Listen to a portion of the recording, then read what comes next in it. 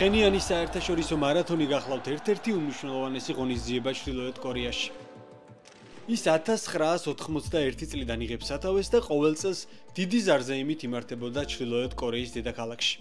თუმცა 2020 წლის შემდეგ პანდემიის გამო მარათონი აღარ ჩატარებულა. 5 წლიანი პაუზის შემდეგ ჩრდილოეთ კორეის მთავრობამ მარათონის კვლავ ჩატარების გადაწყვეტილება მიიღო და 2025 წლის 6 აპრილს დაანონსდა ამ ღონისძიების გრანდიოზული დაბრუნება. კეთილი იყოს მეგობრებო, თქვენი მობრძანება ფხენიანის 31 საერთაშორისო მარათონზე. მარათონს ტყუილად არ ქვია საერთაშორისო, რადგან ჩრდილოეთ კორეის მთავრობა ყოველთვის ცდილობდა სხვა ქვეყნის წარმომადგენლებსაც მიეღოთ მონაწილეობა ამ ღონისძიებაში. ეს წელიც არ იყო გამონაკლისი. 200 უცხო ქვეყნის მოქალაქეს მსოფლიოს მასშტაბით მიეცა მონაწილეობის უფლება. და სწორედ ამ 200 ადამიანში სასწაულებრივად აღმოჩნდი მეც. სულ 47 ეროვნება იყო წარმოდგენილი მარათონზე და ისტორიაში პირველად ქართველი. დღეიდან მეგობრებო, ჩემი არხის მთავარი სპონსორი, გენერალური სპონსორი იქნება ასლა და ასლასთან ერთად დავიპყრობ მწერვალებს.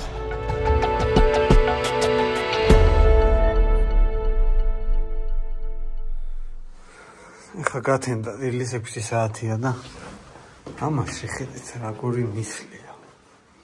საერთოდ არაფერი არ ჩანს. მისლიანი დილა გათენდა ფხენიანში, დილის 7 საათია და მივდივართ მარათონზე. დღეს არის სირბილის დღე. უნდა ვირბინო ძალიან ბევრ ადამიანთან ერთად. გავემართეთ კიმ ირ სენის სახელობის სტადიონისკენ. ავტობუსიდან კარგად ვხედავდი თუ როგორ იღვიძებდა დილით ძალიან ადრე ქალაქი.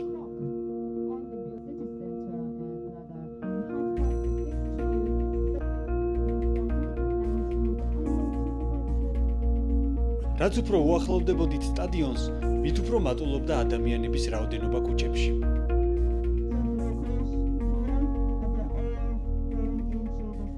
ეს გახლავთ კიმ ირ სენის სახელობის სტადიონი, რომელიც უმასპინძლებს დღეს მარათონს. ძალიან მნიშვნელოვანი ღონისძიებაა ეს მარათონი და 5 წელია არ ჩატარებულა, ანუ კოვიდის მერე არ ჩატარებულა და პირველად ტარდება. შესაბამისად დღეს ძალიან ბევრ ადამიანს ელოდებიან ამ სტადიონზე. აქ მხოლოდ ჩვენ ვართ 200 უცხო ქვეყნის მოქალაქე, თუმცა აი ადგილობრივები როგორც ხედავთ, მიდიან უკვე სტადიონზე. არ წყდება ხალხის ნაკადი. როგორც ჩვენმა გიდმა გითხრა, 100,000 ადამიანი მაინც დაესწრება დღეს მარათონს. უამრავი ადამიანი მოდის, ადგილობრივი მედიაც აქ არის და მოკლედ რა ვიცი, აი მთელი ფხენიანი დღეს არის აქ. დავიძარით, შევდივარ სტადიონზე. ჰოჰო! აუ, ნახეთ რა მაგარი სიტუაცია.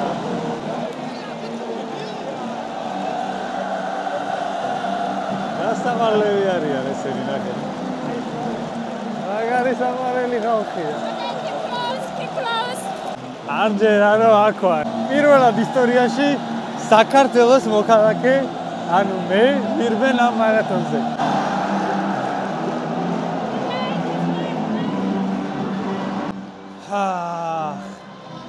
ძალიან მიხარია რომ ამ ყველაფრის ნაწილი გავხდი.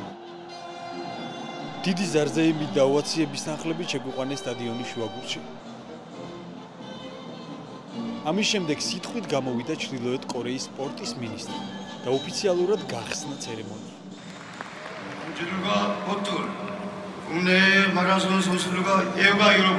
Dear comrades and friends, dear elite and amateur runners in and abroad. 오늘 우리는 화창한 4월 7일 날 სპორტის ასოციაციის მინისტრი გამოვიდა სიტყვით, იყო პატარა გახსნის ცერემონია და 10 წუთში დაიწყება უკვე უშუალოდ დავიწყებთ სირბილს. ესეც ასე. მზად ვარ სარბენად, კურტკა მივაგდე. 823 ჩემი ნომერი. გაიცანი ჩვენი ძმა ინდოეთიდან. Brother, I cannot explain. I'm so excited for this marathon. It's crazy, brother. I've never seen anything like this. It's different world. Very different. I'm enjoying. Yeah. How are you feeling? Yeah, I'm excited. Yeah, let's go. Let's go. Bye. चलिए देखिए officially हम start कर रहे हैं. आवedi. Ola dal bedlieri, ja, ვინც აქ არის? ყველასთვის ძალიან უცხოა რა ეს ყველაფერი რაც აქ ხდება და ჩემთვისაც ჩრდილოეთ კორეაში ფხენიანის მარათონზე დავდივარ. ამას ვერასდროს ვიფიქრებდი. რა თქმა უნდა, არანაირი სპორტული ინტერესი არ გამოჩნდა ამ მარათონზე და ალბათ არც დანარჩენ 199 ჩამოსულ სხვა ქვეყნის მოქალაქეს. ჩვენ საერთოდ სხვა ინტერესის დასაკმაყოფილებლად ჩამოვედით აქ. მარათონი უბრალოდ ერთადერთი შანსი იყო მოხვედრილიყავით ყველაზე ჩაკეტილი ქვეყნის დედაქალაქში. საინტერესოა რა უთხრა საკუთარმა მთავრობამ ამ ხალხს ჩვენზე. ვინ ვიყავით ჩვენ მათთვის? რატომ გვიკრავდნენ ასე გამალებით ტაშს? პროპაგანდა რა თქმა უნდა სათავისოდ გამოიყენებდა ჩვენს აკყოფნას. ვინ იცის რა ამბები შეთხზეს თავიანთ ტელევიზიებში და რა დააჯერეს ამ ხალხს. სამწუხაროდ ამას ჩვენ ვერასოდეს გავიგებთ. სანამ მარათონი დაიწყება, ძალიან მაგარი ინფორმაცია უნდა გითხრათ. ახალი სპონსორი ყავს არხს და ეს გახლავთ PSP დაზღვევა. მინიმუმ 1 წლის განმავლობაში PSP დაზღვევა დააზღვევს ჩემს მოგზაურობას. ძალიან მაგარი ამბავია და ძალიან დიდი მადლობა ამ კომპანიას ნდობისთვის. ეხლა კი დროა გავიქცეთ. 5 კილომეტრი მომიწევს მოკლედ სირბილი. ყველაზე მინიმუმი ეს იყო რა, შეგეძლო რომ აგერჩია. მეც ვერ გავკაჩავდი. Hello. სტადიონიდან გავედით ქუჩებში, სადაც უამრავი ადგილობრივი იდგა გზად და ხელს გვიქნევდა. რა საყვარლად ვესალმება, ბიჭო, ყველა. მოკლედ, როგორც ვიხდით, ქალაქის ქუჩებში არის გაკეთებული ეს ბილიკი, ჯამში 42 კილომეტრია. და ესე ქუჩებში დგას ხალხი და გვესალმება. ფხენიანის მარათონი არ არის მხოლოდ სპორტული აქტივობა. მას პატრიოტული დატვირთვაც აქვს. რადგან ქვეყნის დამაარსებლის კიმ ირ სენის დაბადების დღეს უძღვის წინ. ასევე მარათონი არის ის იშვიათი შემთხვევა, როცა უცხო ქვეყნის წარმომადგენლები ჩამოდიან ამ ქვეყანაში. ანუ გარე სამყაროსთვის მარათონი არის ამ ქვეყნის ერთადერთი ღია ფანჯარა. Hello. რა სავალები ხარ?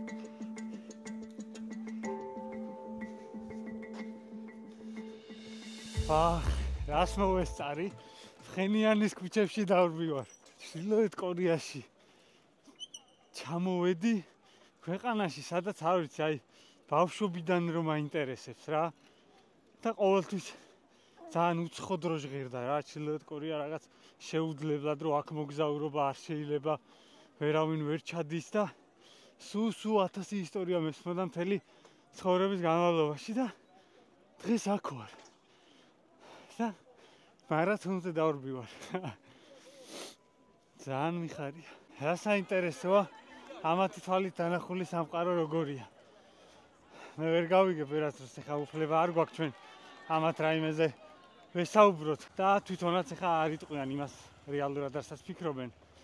აქ ყველამ ისე უნდა იფიქროს როგორც მოითხოვს რეჟიმი. სხვანაირად თუ ვიფიქრებ და ამას გაახმოვანებ, ცუდად დაამთავრებ. ჩრდილოეთ კორეელთა დიდი ნაწილი სრულად ვერც კი აცნობიერებს, რამდენად შეზღუდული აქვთ თავისუფლება. რადგან მათ არ გააჩნიათ ცოდნა იმის შესახებ, როგორია ცხოვრება თავისუფალ სამყაროში. ეს ადამიანები ბავშვობიდან იზრდებიან ინფორმაციულ ვაკუუმში. ტელევიზია, გაზეთები და რადიო მხოლოდ სახელმწიფო პროპაგანდას ავრცელებს. იგივე ხდება სკოლებსა და უნივერსიტეტებში.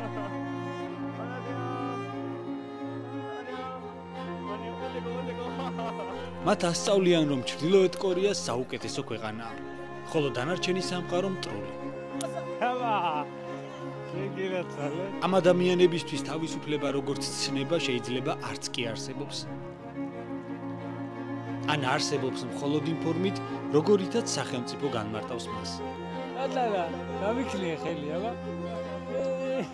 როდესაც იზრდები ასეთ პროპაგანდით გაჟღენთილ გარემოში, შესაძლოა ადამიანების უმეტესობას მართლაც სწამდეს, რომ რეჟიმი სამართლიანია და მათი საცხოვრებელი გარემო ჯანსაღი. ასეთ დროს ინფორმაციის მცირედ გაჟონვასაც კი შეუძლია გამოიწვიოს აზროვნების ძვრები, რაც ხშირად მთავარი მიზეზი ხდება ზოგიერთი ჩრდილოეთ კორეელის ქვეყნიდან გაქცევის. საყვარლესები არის. ისეთი საყვარელი ხალხია, რომ არ ვიცი, სიტყვები არ მაქვს. უთბილესი დამოკიდებულება მოდის ამ ხალხისგან. ყველა რო გიღიმის, ყველა გესალმება, რაღაცა ძალიან კეთილი თვალები, ძალიან საყვარლები არიან. აი. მინდა რომ აი ახლოს მივიდე, გავიცნო, გავესაუბრო.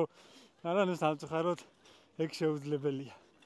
ესე შორიდან რასაც ხედავ, ძალიან დადებითი დამოკიდებულება იგრძნობა ამ ხალხისგან. როგორ მაინტერესებს ამ ადამიანების ცხოვრება, რამდენად ბედნიერები არიან, რამდენად მოსწონთავიანთი ცხოვრება. ამათი თვალით დანახული სამყარო ალბათ და სხვანაირია. და იმედია, ჩვენ მაგას ვერასდროს გავიგებთ. 2,5 კილომეტრი გამოვიარეთ და ბრუნდებით ახლა უკან უნდა გავიქცეთ. ძალიან მარტივია, ბევრად მეტსაც გავირბენდი. 10-საც გავქაჩავდი რა. არ აღმოჩნდა ძალიან რთული. თუმცა გამოცდილებისთვის ესეც საკმარისია. ძალიან გაასწორა. მოკლედ გამოიწერეთ მეგობრებო ჩემი არხი, იმიტომ რომ ესეთ კონტენტს დარწმუნებული ვარ, ვერავინ შემოგთავაზებთ და დამიფასეთ, გთხოვთ ეშრომა და უბრალოდ დააწექით subscribe ღილაკს. მიზნად დავისახე, რაც შეიძლება სწრაფად დავიდე 9 მილიონ გამომწერზე. ამისთვის კი თქვენი დახმარება მჭირდება. ამიტომ თუ კი ერთხელ მაინც გინახავს ჩემი ვიდეო და ჯერ არ გამოგიწერია არხი, აი ზუსტად ახლა მაგის დრო. Thank you. სხვათა შორის მინდოდა რომ აქ წამომეღო რომელიმე ქართული სასმელი რა, წარმოიდგინე ხა აქ რო ქართული სასმელი მიჭირავს.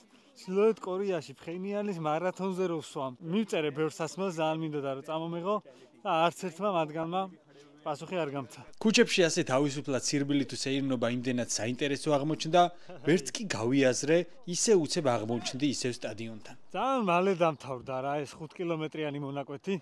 შევცდი 10 კილომეტრი მინიმუმ უნდა ამერჩია და უფრო დიდხანს გაგრძელდებოდა ჩემი ესე ქუჩაში მოგზაურობა, მაგრამ ნუ რაც არის ეგ არის. $70 ღირდა მონაწილეობის მიღება აი ამ მარათონში. ჯამში მთლიანად ეს მოგზაურობა ძალიან ძვირი დამიჯდა, დაახლოებით $4,000 ალბათ რა. ანუ საკმაოდ ძვირი დაჯდა და უღრმესი მადლობა ჩემს მთავარ სპონსორს ამ მოგზაურობაში, ამ პროექტის გენერალურ სპონსორს ელიტს, რომელმაც მომცა შესაძლებლობა რომ ეს ყველაფერი გადამიღო და თქვენთვის მეჩვენებინა რა. ძალიან დასაფასებელია, როცა კომპანია აი ესეთ მნიშვნელოვან დროს გვერდში გიდგება. და მადლობა ელიტს კიდევ ერთხელ. ასე და ამგვარად დავბრუნდი ისევ კიმირსენის სახელობის სტადიონზე და ეხლა დაველოდები ამ მარათონის დასრულებას რა. ყველა რომ მორჩება, მერე იქნება დახურვის ცერემონია. და ამით დასრულდება დღევანდელი მარათონი. აქ რა ამბავი ყოფილა რა ხეთ. ფეხბურთია გაქალებული. აი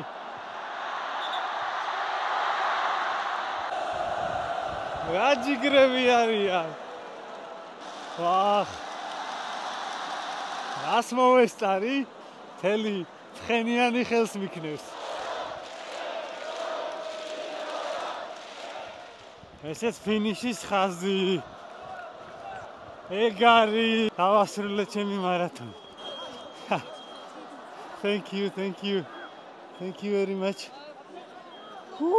ავიდეთ ახლა ტრიბუნებზე და იქიდან უყუროთ ფეხბურთს. სანამ დასრულდება მარათონი, აგერ ფეხბურთი მიმდინარეობს. საკმაოდ დაძაბული თამაშია. გულშემატკივრების ემოციებს თუ დავაყრდნობით, საკმაოდ მნიშვნელოვანი მატჩია. და დაძაბულები შეედან და გულშემატკივრობენ თავიანთ რჩეულ გუნდებს. 92 წუთია თამაშის და ანგარიში 1-1. ფეხბურთი ყველაზე პოპულარული სპორტია ჩრდილოეთ კორეაში. სახელმწიფოც ყველაზე მეტად უჭერს მხარს ამ სპორტს. ისტორიაში მხოლოდ ორჯერ მიაღწია საერთაშორისო წარმატებას ჩრდილოეთ კორეის საფეხბურთო ნაკრებმა. პირველად 1966 წლის მსოფლიო ჩემპიონატზე, სადაც იტალია დაამარცხა და მეოთხედფინალში გავიდა. ეს ფაქტი დღესაც ეროვნულ გმირობად არის მიჩნეული. მეორედ კი 2010 წელს გავიდნენ მსოფლიო ჩემპიონატზე, სადაც ყველა თამაში წააგეს. ქვეყანაში არსებობს ადგილობრივი შიდა ჩემპიონატი, რომელიც ძალიან დიდი პოპულარობით სარგებლობს და მთელი ქვეყანა ადევნებს თვალს. ჩემპიონატში 2 გუნდია გამორჩეული. 25 აპრილის გუნდი და პოლიციის სპორტული კლუბი. სწორედ ეს გუნდები თამაშობენ ახლა.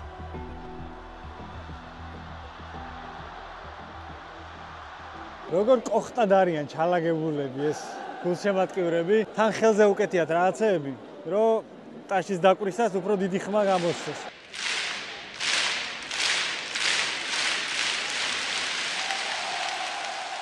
მოკლედ აქ არის ბუფეტი. ხოდა რაღაცები ვიყიდე ხა. და ამას შეხედეთ. კარაქიანი პური გაიშითა. ჩემს ბავშვობაში რა, კარაქიანი და შაქრიანი პური რო ძალიან პოპულარული იყო, აი ეგეთი გემო აქვს. დავაბრუნა ბავშვობაში. ამებს ყიდულობს დოლარით ან ჩინური იუანით. ქეშით რა თქმა უნდა, აქ გაგვაფრთხილეს წინასწარ რომ მოვდიოდით, რომ ქეში წამოგვეღო რა, სხვა შემთხვევაში აქ ვერაფერს ვერ იზამ. ბარათს ვერ გამოიყენებ და ვერ სახას ვერ გამოიტან, ვერ საიდან. ეს გავხსენი ხა და შოკოლადის ბურგერი გაიჩიტა. გავსინჯოთ, აბა ესეც. ძალიან უცნაური გემოა. ესეთი არაფერი არ მიწამია. საერთოდ ჯამში თუზე არის. ამასობაში მიიწურა 90 წუთი და მატჩი ფრედ დასრულდა. დასრულებისთანავე კი მთელი სტადიონი ერთხმად ამღერდა.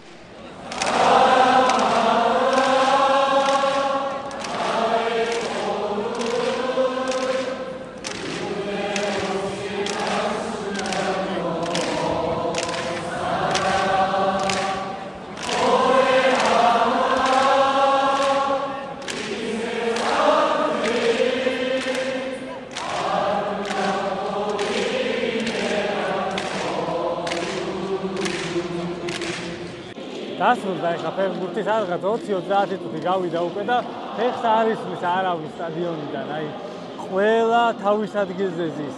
მისვლა-მოსვლაც კი არ არის რა და ძალიან უცნაური სიტუაციაა ეს შედან და ესე მღერიან ყველანი ერთხმად თითქოს ყველა ერთნაირია და რაღაც ინდივიდუალიზმი არ არსებობს. აი ეგეთი განცდა გეუფლება აქ რო ხარ. შეიძლება აი ამდენ ადამიანში ერთი კაცი გამოდგეს ისეთი რომ ადგეს წავიდეს ან რამე განსხვავებულად გააკეთოს, მაგრამ არა, აი ყველა თითქოს დაპროგრამებულად რაღაცა ერთნაირად მოქმედებს და ცნაურია ეს ყველაფერი. Sorry. გადავიწიოთ, მეგობრებო, გადავიწიოთ. დახურვის ცერემონია გაიმართება ეხლა.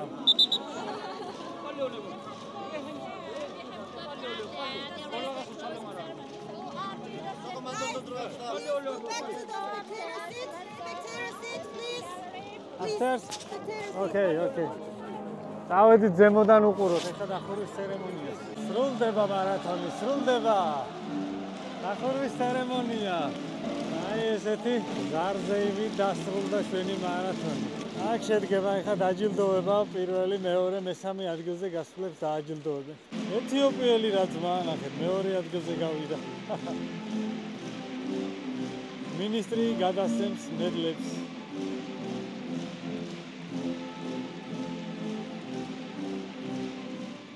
აბა ეთიოპიელი თუ აუღებს ჩესს.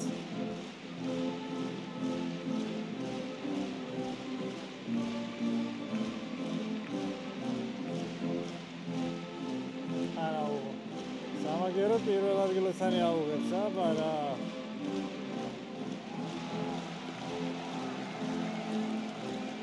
ანუ პროფესიონალებსაც აჯილდოვებენ და ცალკე მოყვარულები არიან რა. ჩვენ ვიყავით მოყვარულები. მე არ ვარ სამწუხაროდ მადრიგებში, ვერ გასახელეთ სამწუხაროდ. ასე და ამგვარად დასრულდა ფხენიანის რიგით 31 საერთაშორისო მარათონი. ჩვენც არ დავწყვით ეს გული და აგერ მედლები დაგვირიგეს თითოეულ მონაწილეს. საკმაოდ კარგი ხარისხის მედალია სხვათა შორის და უკან აწერია ფხენიანი ჩრდილოეთ კორეა 2025 წლის 6 აპრილი. წავებენ სტადიონს ადგილობრივებით ყველა მხარეს, თუმცა პოლიცია დგას რა და არავის აქეთ არ აძლევენ უფლებას რომ გადმოვიდეს. ანუ ჩვენთან კონტაქტი ეკრძალებათ რა თქმა უნდა. ამიტომ დგას პოლიცია და აკონტროლებენ რომ არავინ არ გაბედოს და აქეთ ჩვენსკენ წამოვიდეს რა. როგორც უკვე წინა ვიდეოში გითხარით, ჩრდილოეთ კორეაში უცხო ქვეყნის მოქალაქეებთან კონტაქტი კაცრად რეგულირდება. ეს იგრძნობოდა ხოლმე მათ ქმედებებში, გამოხედვაში. დიდი ალბათობით მხოლოდ მარათონზე ჰქონდათ უფლება ხელები ექნიათ ჩვენთვის. სხვა შემთხვევაში ქუჩებში გამვლელები ზედაც არ გვიყურებდნენ. ვფიქრობ, მითითება ჰქონდათ, რომ არ უნდა შევემჩნიეთ და გვარიდებდნენ ხოლმე თვალს.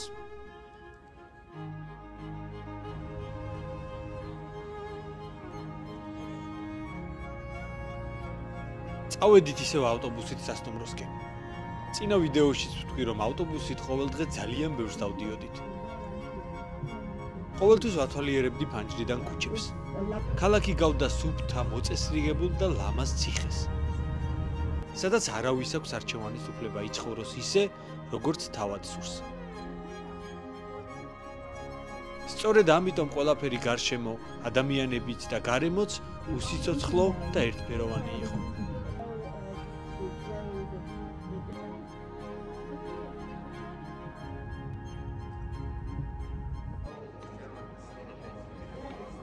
მოვედით სასტუმროში და დღეს საღამოს მარათონთან დაკავშირებით არის გალა ვახშამი.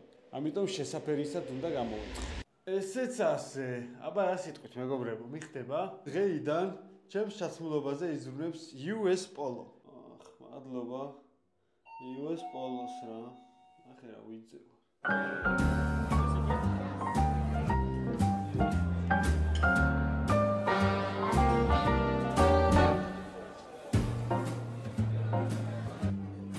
ეს არის მეგობრებო აკაური ლუდი. ლუდი ძალიან უყვარს ჩრდილოეთ კორეაში და მოდი დავაგემოვნოთ. ჩვენიერი დასალევია. გასწორა. ძალიან ბევრს ვამენ აქ თურმე ლუდი და ალკოჰოლი ზოგადად ძალიან უყვართ რა. პრინციპში მეტი სხვა გასართობი ისეთი არაფერი არ აქვს და სვამენ ჯიგრები.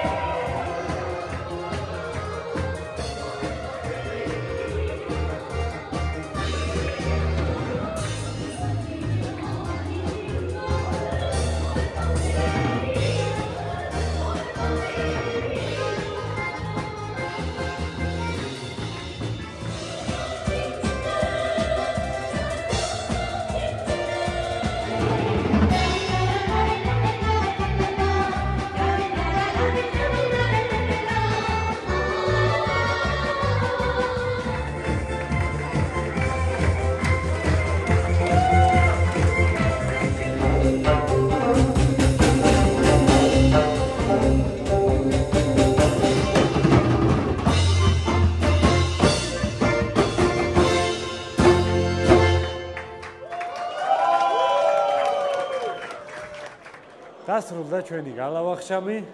მივდივარ ახლა ნომერში და ვნახოთ ხვალ რა გველოდება. მეორე დღეს წავედით ქალაქის ყველაზე დიდი სავაჭრო ცენტრის სანახავად. გზად კი საფოსტო მარკების მაღაზიაში გავჩერდით. კიდე საფოსტო მარკების მაღაზიაში მოგვიყვანეს, რომელშიც თითქმის ყოველ დღე მსგავს მაღაზიებში დავდივართ და ვისაც რაღაცის ყიდვა უნდა, ეხლა მხოლოდ ისინი ჩადიან ავტობუსიდან. მანქანებს რაც შეეხება მეგობრებო, ძირითადად რასაც ვაკვირდები, სულ ჩინური ბრენდის ავტომობილები დადის, თუმცა ხშირად შეხვდებით გერმანულ ავტომობილებსაც, მაგალითად Mercedes ძალიან პოპულარულია, ასევე იაპონური ავტომობილები საკმაოდ ხშირია, Toyota მაგალითად.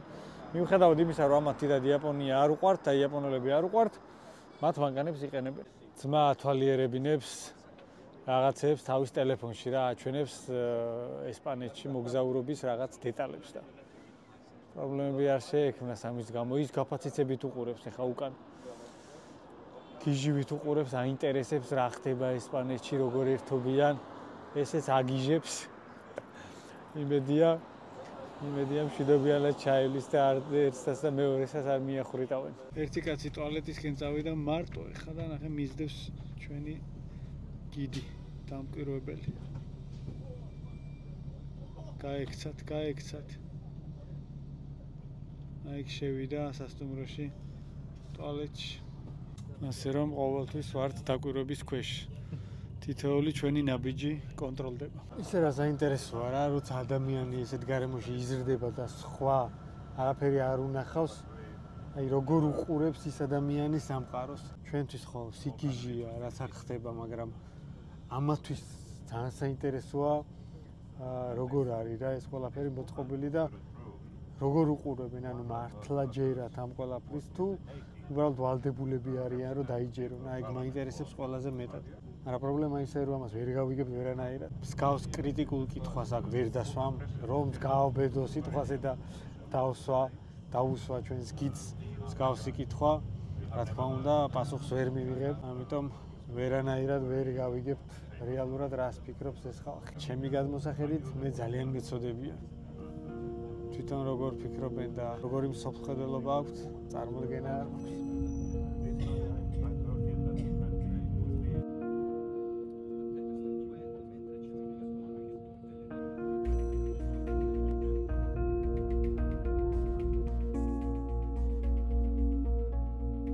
იმის გასაზომად თუ რამდენად დიდ სიგიჟესთან გვაქვს საქმე, ალბათ კიმ ჩენ ინის მამის, კიმ ჩენ ირის დაკრძალვის დღეც საკმარისია. როდესაც მთელი ერი დიდი თუ პატარა, არანორმალურად გლოვობდა. 롬니 혁명실록과 불멸의 혁명업적은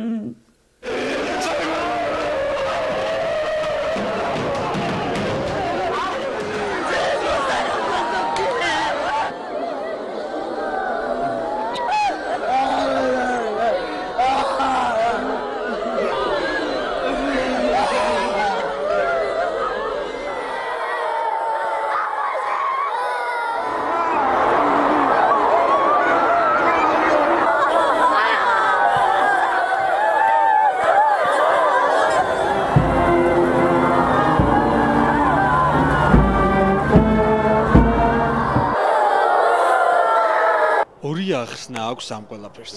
ან შიშის გამოაკეთებენ ამას, ან მართლაც წამთ იმ ყველაფრის, რასაც პროპაგანდა ავრცელებს. პირველი შემთხვევა სავალალოა. მეორე კიდევ უარესი. და დღევანდელი დღის და ზოგადად ამ ტრიპის ბოლო გაჩერება ეს არის უზარმაზარი სუპერმარკეტი, department store, სადაც გვეძლება საშუალება, რომ ადგილობრივი ვალუტა ვიყიდოთ, ვონი, $1 არის 9000 ვონი და ადგილობრივი ვალუტით შეგვიძლია ვიშოპინგოთ და ვიყიდოთ ასევე ადგილობრივი პროდუქცია. წინა ვიდეოში თქვენ უკვე ნახეთ, როგორ ვიშოპინგე სუპერმარკეტში. თუმცა არ გინახავთ ამ სავაჭრო ცენტრის სხვა სართულები. ავიდეთ აბა ზემოთაც ამ მაღაზიის ზედა ნაწილში ვნახოთ. აიყიდება.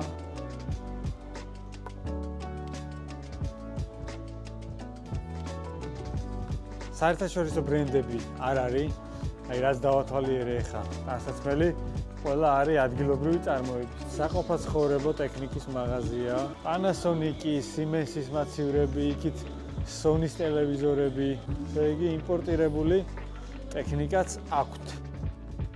საინტერესოა ვიყიდულობ სამჩემპებს, თვითონ ვერ მოგზაურობენ. გრძელდება ეს სავაჭრო ცენტრი და ავიდეთ კიდევ ერთი სართულით ზემოთ. ეგ არის რა, YouTube-ი დავხვი. სავაჭრო ცენტრში ვარ ჩრდილოეთ კორეის და შოპინგობ. ეს ვინმეს რო ეთქვა ცოტა ხნის წინ, რომ მე ამდენი რამის გადაღებას შევძლებდი აქ. Hello. ახეთ რა მაღაზიებია, მეგობრებო. აი, Adidas-ის და Nike-ის ბოტასები. ეს რამდენად ორიგინალია, არ ვიცი. მგონია ორიგინალი იყოს. Adidas-ი, Nike და სხვა ბრენდის სპორტულებიც აქვთ მოკლედ. ახლა ორიგინალი არ იქნება, მაგრამ რაც არის, ეგ არის. მეღადავები ძმაო, პისო გაიჩიტა. ესეთი საათების მაღაზია. საკმაოდ მოწესრიგებული და საკმაოდ კარგი ვიზუალის მქონე. Thank you. მართლა გეუბნები ესეთ სავაჭრო ცენტრს არ მოველოდი რა. მაგრამ რა აზრი აქვს ხა ამ მაღაზიებს ან რამეს, როცა თავისუფალი ნება არ გაგაჩნია. არ ვიცი. ამოვედი ბოლო სართულზე. Hello. და აქ უკვე ჭამას მა გაიჩიტა. აგერ ევროპული სამზარეულო, აზიური სამზარეულო და კორეული სამზარეულო იქით. ჩამოილი და რასაც გინდა აიღებ. ასე და ამგვარად დაასრულდა ჩვენი შოპინგი, მეგობრებო. ამასობაში დაღამდა კიდეც. ავალე ხა ავტობუსში და დავბრუნდებით სასტუმროში.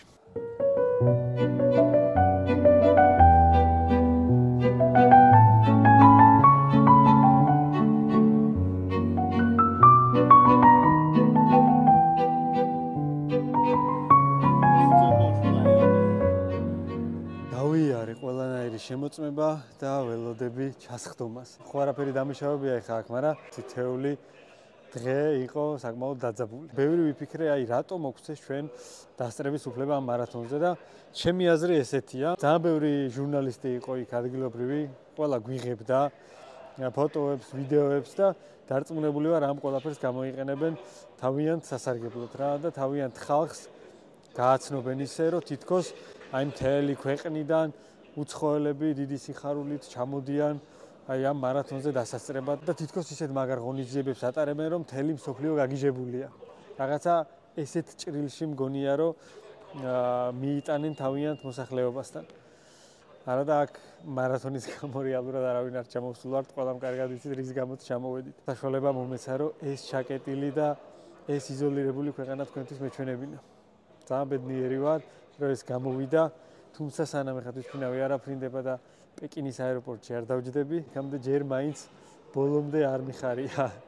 უნდა გავიდი აქედან ჯერ. ჩემი საბოლოო დასკვნა ესეთია, მირჩევნია ვიცხოვრო მაკოკოში, სადღაც ნიგერიაში გადაკარგულში და ვიყო თავისუფალი, ვიდრე ვიცხოვრო აი ამ გარემოში, რაც ახლა 6 დღის განმავლობაში მე ვნახე. მადლობა რომ მიყურებდით, შევხვდებით შემდეგ ვიდეოში. დროებით.